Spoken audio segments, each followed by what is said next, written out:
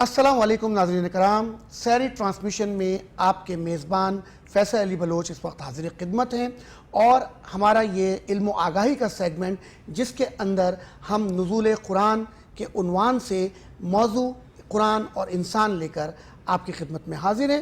میرے ساتھ موجود ہیں ڈاکٹر نسرین صاحبہ، جن کی کتاب رب کا پیغام اپنے محبوب کے نام، جو کہ تفسیر قرآن کی سمری یا خلاصہ اور آسان زبان میں جسے ہم کہہ سکتے ہیں کہ قرآن کو سمجھایا جانا موجود ہے۔ اور ڈاکٹر صاحبہ پچھلے پروگراموں سے ہمارے ساتھ مسلسل اور اس پروگرام کو پورا انجام دیں گی، اور اس میں جو علم و آگاہی کی گفتگو ہم نوجوانوں سے خاص طور پہ کر رہے ہیں وہ بہت اہمیت کی حامل ہے۔ اور اس پروگرام میں جو میں پہلا سوال ڈاکٹر صاحبہ کی طرف لے کر جانے والا ہوں وہ بہت اہم نوعیت کا سوال ہے کہ قرآن اور نبی، اس کے کیا مطالب ہوں گے، کہ قرآن کیا ہے اور نبی کیا ہے، اور ان کے کیا آپس میں تعلق کیا قائم ہوتا ہے۔ تو میں چاہوں گا ڈاکٹر نسرین صاحبہ، آپ کا بہت شکریہ کہ آپ تشریف لائی ہیں۔ ڈاکٹر صاحب مجھے بتائیے کہ قرآن اور نبی کے سلسلے میں، کہ اس کی تھوڑا سا آگاہی کی طرف ہم بڑھ رہے ہیں نوجوانوں کو لے کر، اور نوجوان کہہ سکتے ہو ہر نسل کا آدمی آپ کو اس وقت دیکھ رہا ہے، جو فیڈ بیک ہمیں مل رہا ہے اس حوالے سے، تو میں چاہوں گا کہ آپ بتائیے کہ ہم ناظرین تک یہ بات پہنچا سکیں۔ سوال آپ کا بہت طویل ہے لیکن جواب بڑا مختصر ہے اس کا۔ یہ کتاب جو ہے آئی ہمارے لیے ہے، لیکن اس کو پہنچانے کے لیے جس ہستی کا اللہ نے انتخاب کیا وہ اس کا محبوب ہے، اور یہ لاسٹ پروڈکٹ ہے جو اللہ نے بنا تو پہلے لی تھی۔ تخلیق تو آدم کے ساتھ ہو گئی تھی جب آدم آب و گل میں تھے۔ جب ہم پورا اس کو پڑھیں گے، اس مختلف مکتبہ فکر کی تفاسیر میں ملے گا، آپ کو یہی بات ملے گی سیم، کہ اس پہ سب کا اجماع ہے، اتفاق ہے۔ تو وہ ہستی جس کو اللہ نے اس کام کے لیے منتخب کیا ہوا تھا وہ اس کا محبوب تھا صرف، اور کوئی ہو ہی نہیں سکتا تھا۔ تو آپ کو کہا گیا کہ رسول تم جا کر صرف پہنچا دو، ٹھیک ہے نا؟ پیغام لانے والے حضرت جبرائیل علیہ السلام لانے والے، رسالت مآب صلی اللہ علیہ وآلہ وسلم ختمی مرتبت پہنچانے والے، ٹھیک ہے؟ اور آپ کو یہ کہا گیا کہ رسول تم نے نہ تلوار اٹھانی ہے پیغام پہنچاتے وقت، نہ کوئی جوتا اتارنا ہے، نہ سخت زبان استعمال کرنی ہے، نہ سخت لہجہ استعمال کرنا ہے، چونکہ اس میں معصوم لوگ زیادہ ہوں گے جن کو غلام بنا کر رکھنے کے لیے اس عرب معاشرے نے ایک استحصالی نظام، قبائلی نظام، ٹرائبل سسٹم تھا نا عرب میں، اور سردار غلام بنا کر رکھتے تھے۔ تو ان کو نرم اور بہت ہی دھیمے لہجے میں اپنی بات بتانی ہے۔ وہ تمہاری بات پہ اس لیے یقین کریں گے کہ تمہاری زندگی کا پورا سفر ان کے ساتھ ہے۔ 40 سال تک رسالت مآب صلی اللہ علیہ وآلہ وسلم کا یہ سفر جو ہے، یہ اس قرآن کو سمجھانے کے لیے تو ہے۔ سفر جو ہے اس میں کسی نے کہیں جھول نہیں دیکھا، ٹھیک ہے؟ نعوذ باللہ کہ کہیں پیر لڑکھڑائے ہوں محمد کے، اور محمد تو ہیں ہی وہ جن کی تعریف کی جائے۔ اللہ نے یہ نام، اس سے پہلے پورے عرب میں یہ نام کہیں نظر نہیں آتا۔ محمد کے معنی وہ جس کی تعریف کی جائے، تو جس کی تعریف اللہ کر رہا ہے تو اللہ کسی عام انسان کی تعریف تو نہیں کر سکتا نا۔ تو اسی لیے کہا گیا کہ اس کتاب کو ایک عام کتاب کی طرح پڑھنے کے بجائے اس ہستی کے سفر کے حوالے سے پڑھا جائے جس کا یہ سفر نامہ ہے۔ کلام پاک اصل میں رسالت مآب صلی اللہ علیہ وآلہ وسلم کا پوری زندگی کا 40 سال کا جو سفر ہے، 40 سال بعد یہ کتاب عطا کی جاتی ہے کہ اب لوگ دیکھ لیں، چونکہ امین اور صادق کا لقب بعد میں تو نہیں دیا، پہلے دیا۔ اس کے پیچھے اللہ کی حکمت تھی نا کہ پہلے ان سے منوا لوں۔ امانتیں صرف رسول کے پاس، محمد کے پاس رکھواتے تھے، اور اپنے فیصلے صرف محمد سے کراتے تھے، چونکہ محمد صادق تھے، ٹھیک ہے؟ تو صادق اور امین کا لقب پہلے دلوانا، اس میں بھی تو ایک حکمت ہے نا، تاکہ کل یہ نہیں کہہ سکیں جب اللہ کہے کہ میں تو واحد ہوں، میرا تو جو خدا ہے وہ واحد ہے۔ یہ جو تم 360 بت جو تھے، مختلف قسم کے بتوں کو جو نہ تو ہل سکتے نہ جل سکتے، پتھر کے بت جو تمہیں نہ کچھ دے سکتے نہ تمہاری کوئی تکلیف دور کر سکتے، تم نے یہ خود ہی بنائے ہوئے۔ تو اللہ نے کہا کہ بس اب توحید کا پیغام پہنچا دو، چونکہ تمہارا سفر تمام ہوا. تمہاری زندگی کا پورا سفر ان کے سامنے ہے. یہ کلام پاک تمہاری زندگی کا سفر نامہ ہے. بس بڑے خوبصورت انداز میں ڈاکٹر صاحب نے بتایا کہ رب کا پیغام جو اس کے محبوب کے نام تھا اور اس پیغام کو محبوب نے عام کرنا تھا انسانیت میں تاکہ انسان اس عقل اور شعور کے منصب پر فائز ہو سکے جس سے وہ اپنی اس اشرف المخلوقات والی صف میں آ جائے, کیونکہ علم اس کو اس کے بناتے ہی اس میں ودیت کر دیا گیا تھا. صرف اس علم کو ابھارنا تھا. جو اس علم کو شعور کی منازل پہ جانچ لیتا ہے, پہچان لیتا ہے, تو وہ اشرف کے درجے پر چلا جاتا ہے. اور قرآن پھر وہ بتاتا ہے کہ جو نہیں پہچانتا تو وہ ایک کیڑے سے بھی بدتر ہو جاتا ہے. تو میں ڈاکٹر صاحبہ سے یہاں یہ پوچھنا چاہوں گا, ڈاکٹر صاحب نے بتایا جیسے ابھی اپنی گفتگو میں کہا کہ رب نے رسول کو 40 سال کی عمر میں کہا کہ اب اس پیغام کو عام کر دو. تو ڈاکٹر صاحب 40 سال کی عمر آپ نے کہا کہ صادق اور امین کے لقب سے ہی پہچانا جانا تھا, لیکن میں چاہوں گا تھوڑا سا اور ناظرین تک یہ بات پہنچے کہ اصل میں انسان کی وہ معراج جو قرآن سمجھنے پر ہوتی ہے اس میں یہ وقت اور یہ وقفہ 40 سال کا کیوں رکھا گیا؟ کیا اس وقت 40 سال کی عمر میں انسان کو شعور آ جاتا ہے, اس کی ذہنی بالیدگی جو ہے وہ عروج پر ہو چکی ہوتی ہے اور وہ چیزوں کو سمجھتا بھی اور سمجھا بھی سکتا ہے, یا رسول پاک صلی اللہ علیہ وسلم کو یہ پیغام پہنچانے کے لیے 40 سال اس لیے دیے گئے کہ وہ پہلے اپنے قبیلے میں پہچانے جائیں اور ان کا وہاں پر یہ معاملات ہو سکیں کہ یہ صادق ہیں, یہ امین ہیں, یہ کبھی بھی کوئی بات غلط نہیں کہہ سکتے, بلکہ اپنے قریش میں ایک اعلیٰ مرتبہ جن کے فیصلے سے پورا قریش کہے کہ ہاں ہم مطمئن ہیں, کیا یہ سب کرنا محض ضروری تھا؟ تو ڈاکٹر صاحب میں چاہوں گا کہ آپ اس بات کی وضاحت ہمارے ناظرین کے ساتھ کر سکیں. اچھا, اب اللہ کی حکمت میں اور ہم گناہگاروں کی حکمت میں کیا فرق ہے, یہ سوال میں آپ سے پوچھ رہی ہوں. ڈاکٹر صاحبہ آپ ماشاءاللہ مجھ سے زیادہ ہیں. ہماری حکمت تو کوئی حکمت ہی نہیں ہے. بس جب ہم اللہ کے حوالے ہیں, اللہ جیسا چاہتا ہے ہم اسی طریقے سے کرتے ہیں. صرف کچھ پاسبلٹیز ہوتی ہیں, ہو سکتا ہے وہ ہم غلط اپنا لیں, لیکن یہ جب عقل اور شعور پر پرکھی جاتی ہیں تو ہم حکمت کے مرتبے پر جاتے ہیں, ورنہ ہم حکمت جاننے والے کا قطعاً نہیں ہے جب تک اللہ نہ چاہے. ٹھیک ہے, اب دیکھیے 40 سال تک لوگ کہتے ہیں کہ 40 سال بعد وہی آپ پر آئی, اور نعوذ باللہ جبرائیل جو پیغام لانے والے ہیں انہوں نے سینے کو چیرا اور پھر اس کے اندر وہ آیتیں فکس کیں اور پھر اس طرح سینہ کشادہ کر کے رسول سے کہا کہ اب تم بتا دو کہ تمہیں اللہ نے کیا پیغام دیا ہے. یہ وہ چیزیں ہیں جو ہم اپنے مولوی, ملا, عالم, سکولرز جو ہے نا, یہ ان کی زبانی ہم تک پہنچا ہے. یہ سب غلط ہے. یہ وہ چیزیں جنہوں نے اس دین کی شکل اور اپنے نعوذ باللہ اس ہستی کو پہچاننے میں اس قدر غلطیاں کروائی ہیں, اپنے مسلمانوں سے کرا دیں, تو پھر باقی عالم دین, باقی جو عالم ہے, جو پوری کائنات کے لوگ ہیں, ان کو ہم کیا بتائیں گے. رسالت مآب صلی اللہ علیہ وآلہ وسلم کی 40 سال کا جو سفر ہے اس میں ہر سٹیج پہ نہ کوئی, جسے ہم کہتے ہیں نا ماں باپ ہوتے ہیں, وہ کفالت کرتے ہیں, وہ تربیت کرتے ہیں, ٹھیک ہے نا.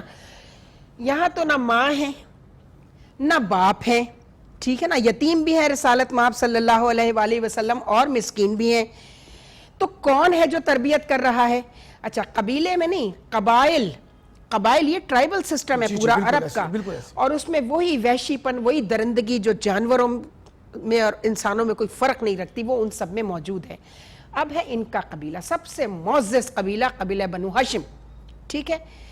قبیلہ بنو ہاشم تو پہلے سے ہی وحدانیت پر قائم ہے. اس کو سورہ فیل جب آپ پڑھیں گے تو ٹھیک ہے, آپ کے دادا, ٹھیک ہے نا, اسلام نہیں آیا ہے, جی آپ کہتے ہیں میں تو صرف اپنی بکریاں اور اونٹ بچاؤں گا, تو کہتے ہیں تو کعبے کو, تو اس کا مطلب ہے وہ پہلے سے قائم تھے اس پہ. اور قبیلہ بنو ہاشم میں حضرت عبد المطلب, حضرت ابو طالب اور جتنا قبیلہ بنو, اس میں توحید کا تصور پہلے سے موجود تھا.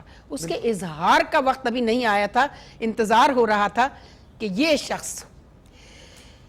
اب آپ کیا کرتے ہیں؟ آپ کا بچپن پورے عربوں کے سامنے ہے, آپ کی جوانی پوری عربوں کے سامنے ہے.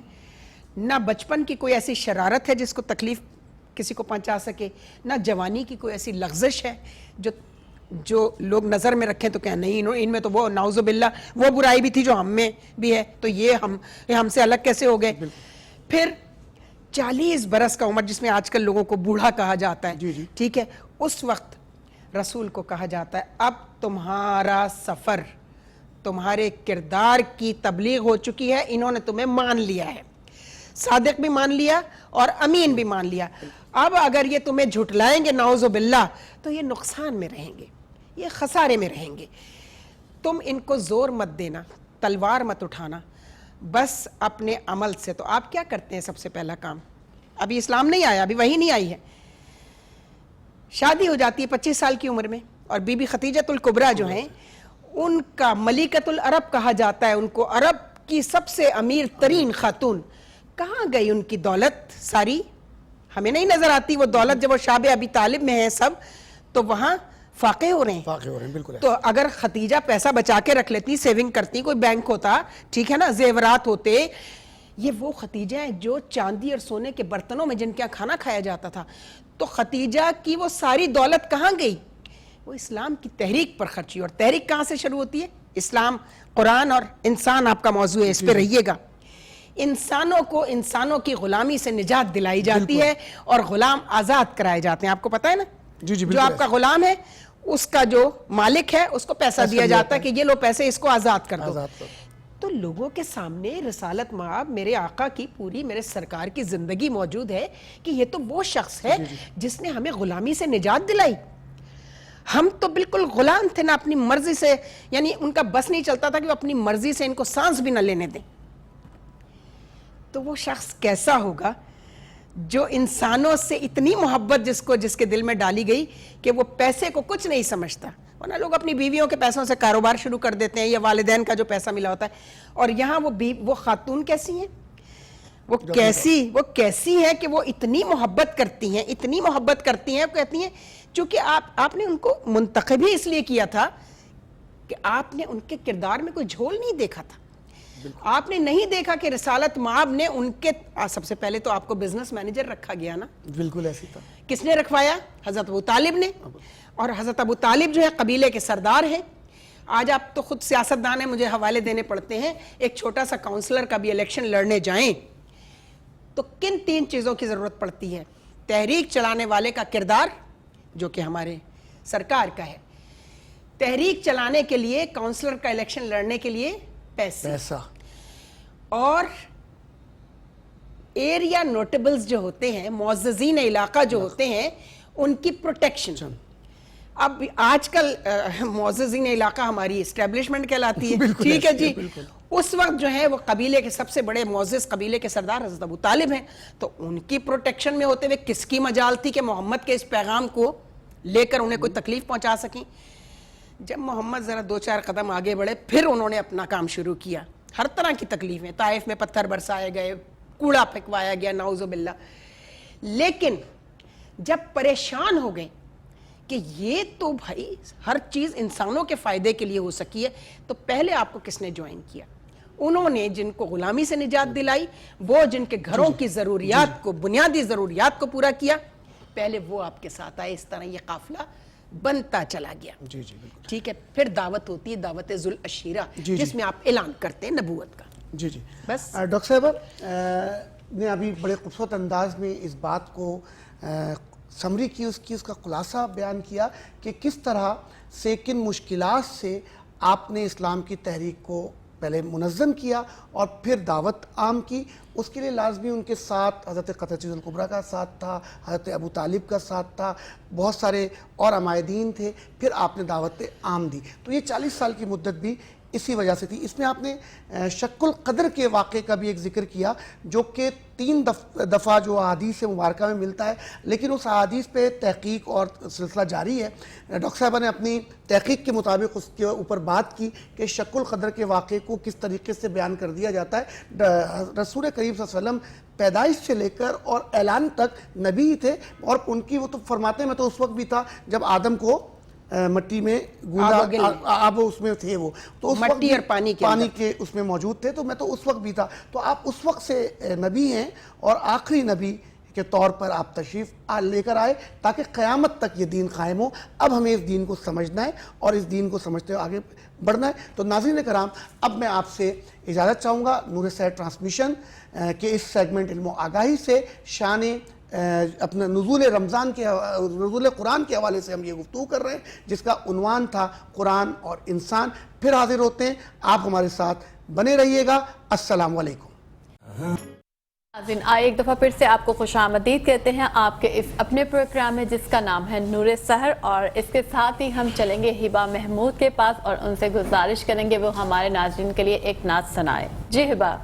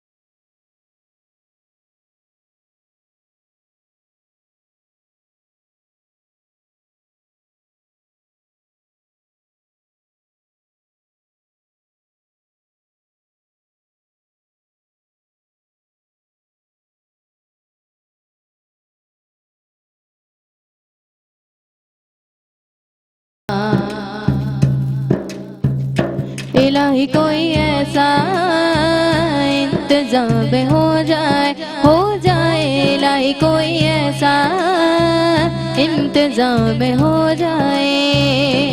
دری رسول پہ اپنا رسول پہ اپنا سلام ہو جائے الہی کوئی ایسا انتظام ہو جائے. ہاں الہی کوئی ایسا انتظام ہو جائے. الہی اس سے بڑھ کر آرزوئے دل نہیں کوئی. الہی اس سے بڑھ کر عشق کا حاصل نہیں کوئی. الہی اس سے بڑھ کر مقصد سائل نہیں کوئی. محمد سامنے ہو اور میرا دم نکل جائے الہی کوئی ایسا انتظام ہو جائے. ہاں الہی کوئی ایسا انتظام ہو جائے. ماشاءاللہ بہت ہی خوبصورت اور پیارے انداز میں ہبا محمود نے ہمیں نعت سنائی ہے. اور فیصل علی بلوچ صاحب آپ کی طرف آتے ہیں. کچھ یہ جو آپ کے ماشاءاللہ معاملات ہیں، ایک آپ سی او ہیں AY مارکیٹنگ کے، اور اس کے ساتھ ساتھ چیئرمین اور بانی ہیں آواز خلق فاؤنڈیشن کے. تو ہم چاہتے ہیں کہ ہمارے ناظرین کو اس حوالے سے بھی کچھ مزید باتیں آپ کی جانب سے معلوم ہو جائیں. دیکھیں، آواز خلق فاؤنڈیشن جو ہے یہ میں پہلے بھی بتا چکا ہوں جی، اور دوبارہ بھی آپ کو بتا دوں کہ ہم ان افراد تک جو کسی کے آگے اپنا مدح بیان نہیں کر سکتے جی، ان تک رسائی رکھتے ہیں، ان تک ان کی عزت نفس کو مجروح ہوئے بغیر جو ہے مجروح کیے بغیر جی، ان تک ان کی کفالت کا انتظام کر دیتے ہیں. اور ساتھ ساتھ ہم ان کے روزگار کے لیے بھی مواقع فراہم کرنا چاہ رہے ہیں. آنے والے دنوں میں آواز خلق فاؤنڈیشن ایک ایسا پروجیکٹ لانا چاہ رہی ہے جس کا نام ہم رکھ رہے ہیں سحر پر امید. ایک ایسی سحر جو امید سے بھری ہو, اور اس کے 3 اسٹیجز پہ ہم کام کریں گے. پہلے کسی ایک پسماندہ ضلع کو ہم لیں گے, جو ہم کراچی کا ہی کوئی ایسا ضلع ہوگا, اور اس میں ایک اویئرنیس مہم جاری کی جائے گی, اور وہاں کے اعداد و شمار ہم اکٹھے کریں گے کہ یہاں پر روزگار کے کس طرح کے مواقع ہیں. اس میں ہمیں لازمی اسپانسرز کی ضرورت ہوگی. جی بالکل. اس کے بعد ہم دوسرے فیز میں جس کو فوری طور پر مدد کی ضرورت ہوگی وہ ہم فراہم کریں گے, جس میں ہمیں ڈونر کی ضرورت ہے, تاکہ ڈونرز ہوں تو ان کو فوری ریلیف مل سکے. اور تیسرا اور آخری مرحلہ جو ہے وہ مستقل اس کے حل کا ہے, کہ اس کا ایسا وہاں مستقل حل کر دیا جائے کہ اگر وہ زرعی علاقہ ہے تو وہاں پر جو ہے اس حوالے سے روزگار فراہم کر دیا جائے. اگر وہ انڈسٹریل زون ہے تو وہاں پہ انڈسٹریز قائم کی جائیں, جس کے لیے ہمیں انویسٹرز کی ضرورت ہوگی. اور ہم ان تینوں کیٹیگریز میں اپنی معاونت انہیں فراہم کریں گے, اور ایک مڈل مین کا کردار ادا کریں گے ان لوگوں کے درمیان میں اور اس انویسٹر کے درمیان میں, اور ان کے باہمی اشتراک کے ساتھ وہ اپنا جو کام کر رہے ہیں اس کی انہیں سیلری بھی دی جائے, اور ان کے شیئرز بھی ہوں, تاکہ وہ اپنا کام سمجھ کے اس انڈسٹری میں کام کر سکیں, اور اس انویسٹر کے جو مفادات ہیں, اس کے جو پیسہ انویسٹ ہوا ہے وہ اس کو بھی منافع کے ساتھ اس کو واپس ملتا رہے. کیا بات ہے. تو اس خطوط پر ہم یہ لانچ کرنے جا رہے ہیں کچھ عرصے کے بعد, جس کی باقاعدہ ایک لانچنگ سیریمنی کریں گے اور پھر سب کو اصلاح کریں گے. یہ قبل از وقت میں نے لوگوں کو بتانے کی کوشش کی کہ ہم اس سطح کے اوپر کام کرنے کا عزم کیے ہوئے ہیں. ہمارے نمبرز بھی اس وقت آپ دیکھ ہی رہے ہیں, اسکرینز پر بھی چل رہے ہیں, اور آواز خلق فاؤنڈیشن کے بارے میں لوگ جان بھی رہے ہیں. تو ہم یہ چاہتے ہیں کہ ہمارے ان نمبرز کے ذریعے ہمیں جو ہے آپ ڈونیشنز فراہم کریں, تاکہ اس رمضان المبارک میں بھی مستحق لوگوں تک یہ جو جگہ جگہ افطار, سحری اور لوگ اپنی نمود و نمائش دکھاتے پھر رہے ہیں, بڑی بڑی ہولڈنگز لگا رہے ہیں, تو ان چیزوں سے ان مستحق لوگوں تک تو نہیں پہنچ رہا, بلکہ کچھ اور ہی کام ہو رہا ہے تو ہم ان تک پہنچا سکیں. جی بالکل, ماشاءاللہ بہت اچھے انداز میں ناظرین اکرام فیصل علی بلوچ صاحب نے آواز خلق فاؤنڈیشن کا جو پیغام ہے وہ ہم سب تک پہنچایا, آپ تک پہنچایا. اور شجاعت قدری صاحب, آپ سے ہم یہ چاہیں گے کہ نعت آپ ہمیں سنا دیں, اور ماشاءاللہ ایسے انداز میں آپ کی جانب سے ہمیں نعت سننے کو ملتی ہے کہ دل باغ باغ ہو جاتا ہے. جزاک اللہ. حضرت سلطان باہو کا کلام ہے, بڑا معروف کلام ہے, پیش کر رہا ہوں. خلف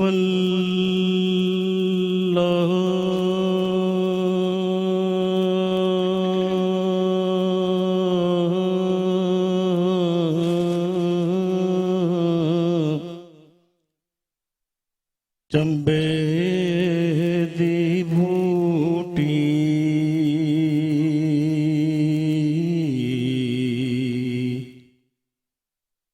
میرے من وچ مرشد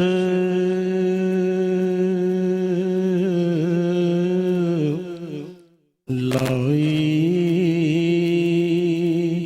ہو.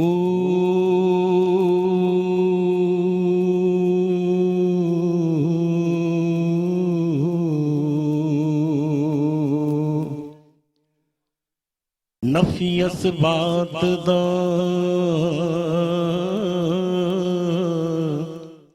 پانی ملیا,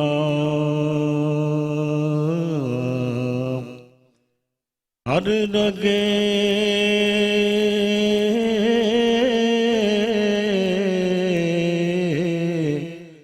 ہر جائی ہو.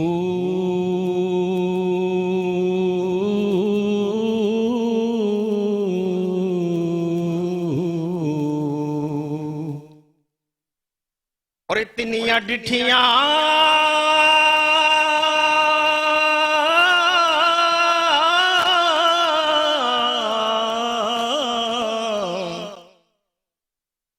اتنیاں ڈٹھیاں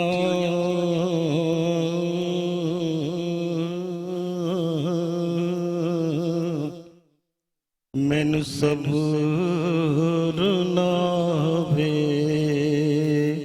اور کتھے ول بھجاں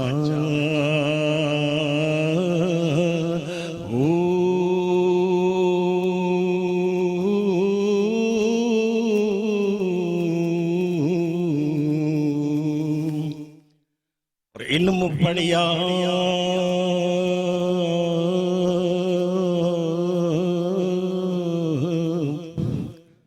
अदब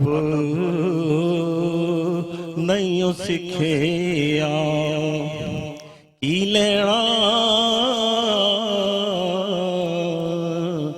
इल्म नू पढ़ के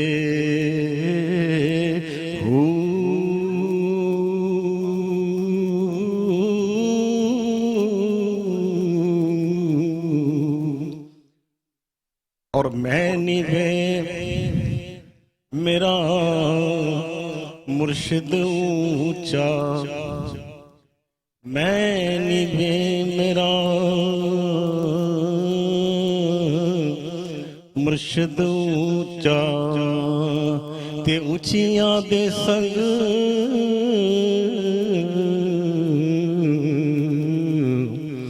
लाई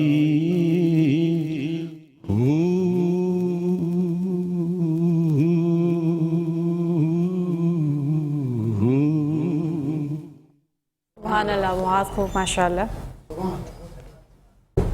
जी माशाल्लाह। और शुजात कदीर साहब, शुजात कदरी साहब, आपने जो समा बांधा है, हम गुजारिश करेंगे मोहम्मद हुसैन कदरी साहब से कि इसी समा में मज़ीद समा बांधें।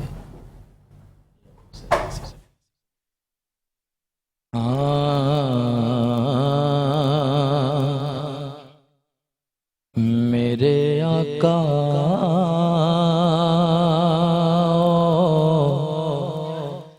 के मुद्दत हुई है, मेरे आका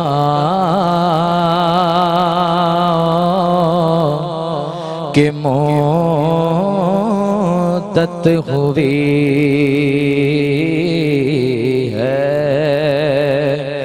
तेरी नाम अखियाँ बिछाते बिछाते बड़ी हसरतों में बड़ी चाहतों में बड़ी हसरतों में बड़ी चाहतों में बड़े दिन हुए घर सजाते सजाते मेरे आका के मुद्दत हुई है। कयामत का मंजर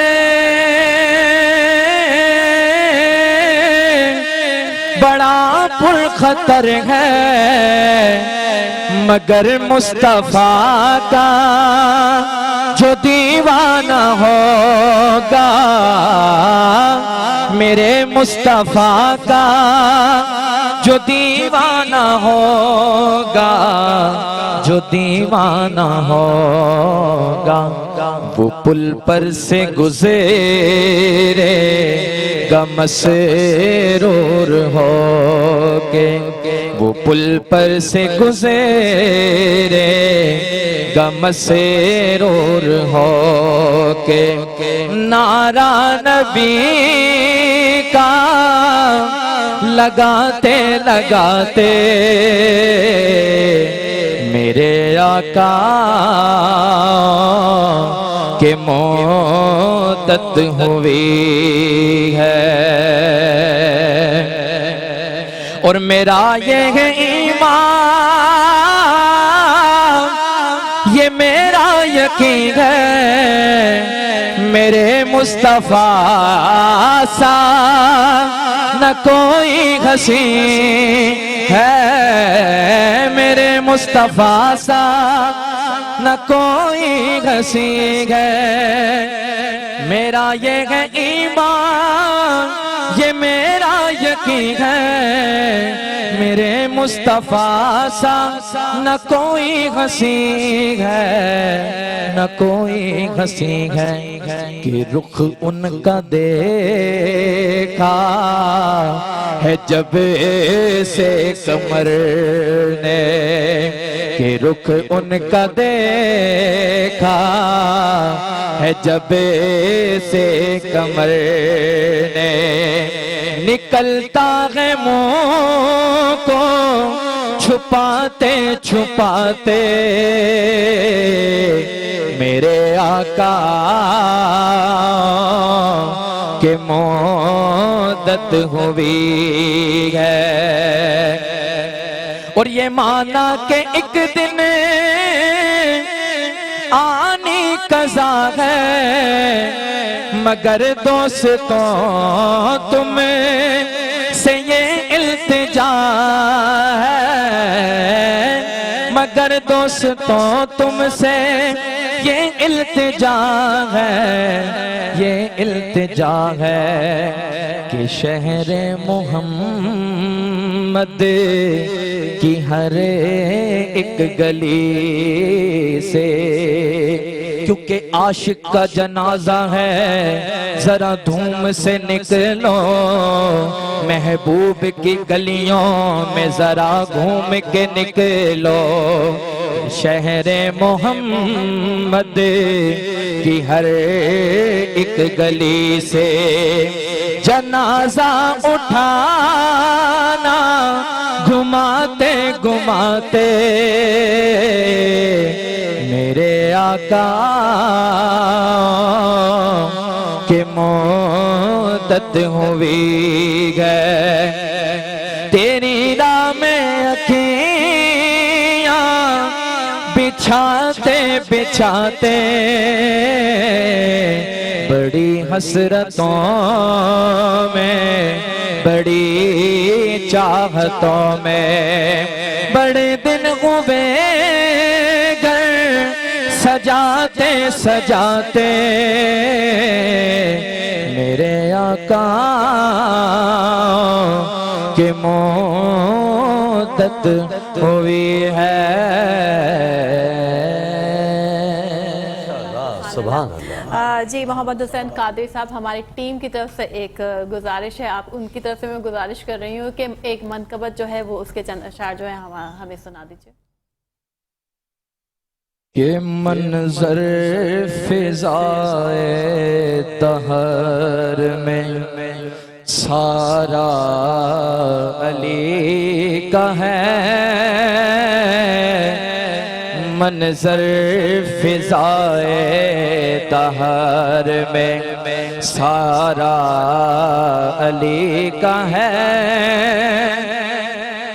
منظر فضائے دہر میں سارا علی کا ہے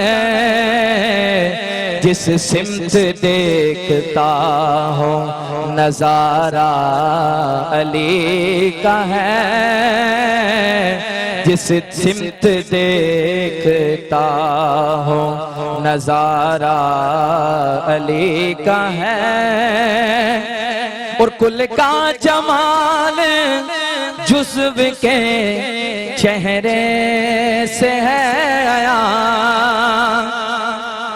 کل کا جمال جزو کے چہرے سے ہے آیا گھوڑے پہ ہے حسین نظارہ علی کا ہے گھوڑے پہ ہے حسین نظارہ علی کا ہے اور کیا خوب لکھا حضور نصیر ملت رحمت اللہ علیہ نے ہاں اے عرض پاک تجھ کو مبارک کے تیرے پاس اے عرض پاک تجھ کو مبارک کے تیرے پاس پرچم نبی کا چاند ستارہ علی کا ہے परचम नबी का चांद सितारा अली का है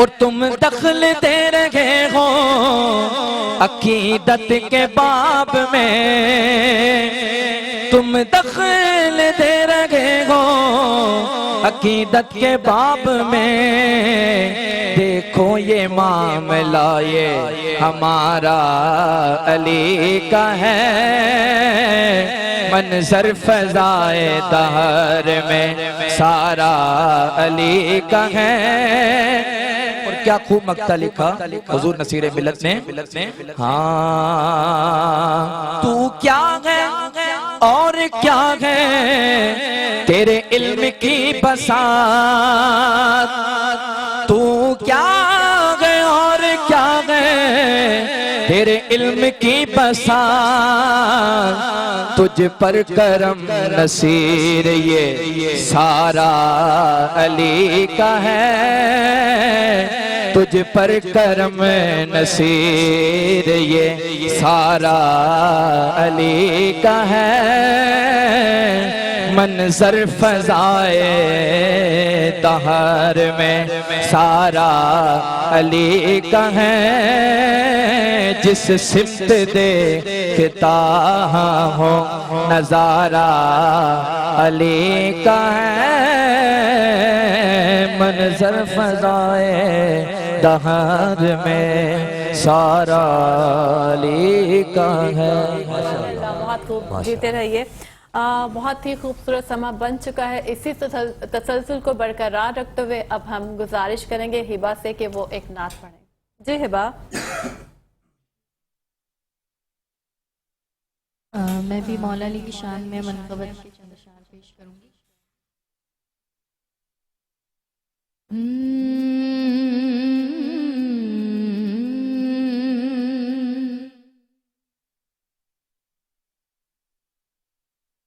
सोना लगदा है अली वाला सोना लगदा है अली वाला सोना लगदा है अली वाला सोना लगदा है अली वाला सोना लगदा है अली वाला सोना लगदा है अली वाला सोना लगदा है अली वाला सोना। वेलकम बैक टू नूरे सहर। और नाज़रीन इकराम, आपको आज के सवाल का पहले मैं रिपीट कर दूं, आज का सवाल क्या था? आज का सवाल था रमज़ान किस ज़ुबान का लफ्ज़ है? ऑप्शन है फ़ारसी, नंबर 2 ऑप्शन है अरबी और नंबर 3 ऑप्शन है गुजराती।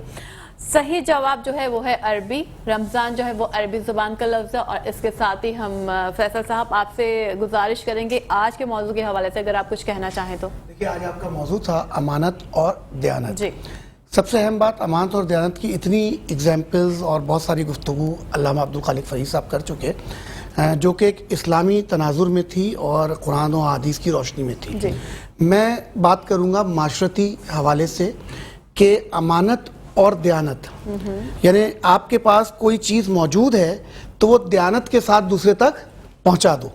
इस शहरी ट्रांसमिशन का भी मकसद अमानत और दयानत ही है कि जो चीज़ हमारे पास मौजूद है हम वो दयानत के साथ अपनी बात को ऐड किए बगैर मनो अन उसी तरीके से नाज़रीन तक पहुंचा दें।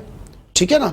यही चीज़ हमारा एक दूसरे पे फ़र्ज़ और हक भी है कि जो चीज़ हमें पता हो वो हम दूसरे तक पहुंचाएं। जी बिल्कुल। और इल्म यानी बताने से, खर्च करने से बढ़ता है और इल्म को बढ़ाना ही सबसे अहम चीज़ है, क्योंकि इल्म वो चीज़ है जिसके बलबूते पर अल्लाह ने जो है फरिश्तों को हुक्म दिया कि आदम को सजदा करो, इस इल्म की बुनियाद पे। और वो इल्म हर एक के पास मौजूद है जिसने अपनी गिरोहों को खोलना। और वो कब खुलेंगी? जब आप वो जो अमानतें आपके पास हैं उन अमानतों को दयानत के साथ आगे की तरफ बढ़ाएंगे।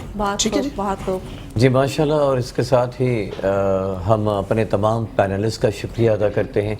नाज़रीन कराम, नूरे सहर से इजाज़त दीजिए और इसी दौरान हिबा महमूद से हम ये चाहेंगे कि वह हमें कोई कलाम सुनाएं। हश्र में खुद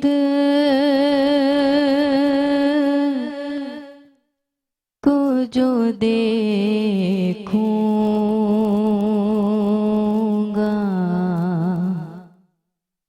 बिखर जाऊंगा,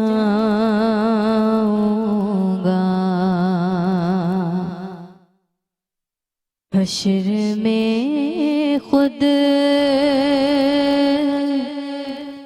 को जो देखूंगा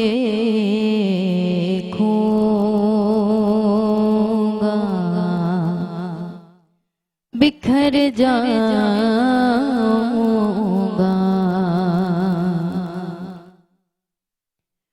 हश्र में खुद को जो देखूंगा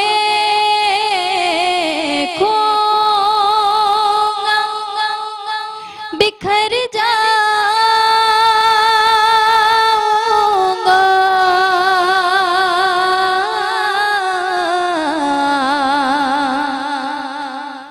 बिखर जाऊंगा,